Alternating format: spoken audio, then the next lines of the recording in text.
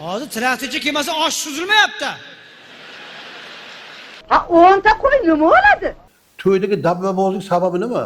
Ma'naviy qashshoqlik nima uchun? To'yda nima uchun odamlar isrofgarchilik qilyapti?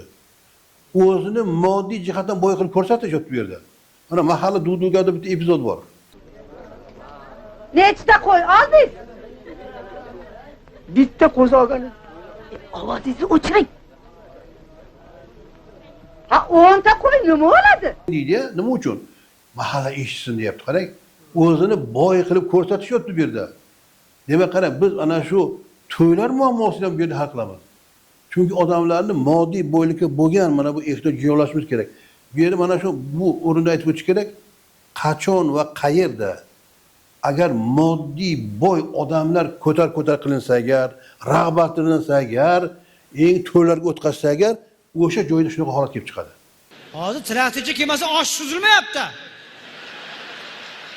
Kim kelishyaptimi? Kim? Traktorchilar ichkariga olinglar. Ichkariga. Ichkari uy boshmi? Kim o'tiribdi? O'qituvchilar chiqar tashqariga hammasini. U yerda ziyolilarni olinadi emas, puli ko'p odamni ko'tar qildingizmi? Puli ko'p bo'lsa yaxshiga shuncha foyda bo'ladi va o'zini boy qilib ko'rsak harakat qilyapti. Qarang, biz ma'naviyat yuksalishib bormoqda bu muammo nechun topiladi?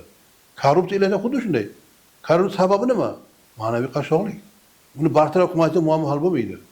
Shuning uchun qanaqa muammo bo'lishidan qat'iy shunga bog'liq ekan, asosiy e'tiborni ma'naviy qarashimiz kerak, faqat amalda, qog'ozda emas.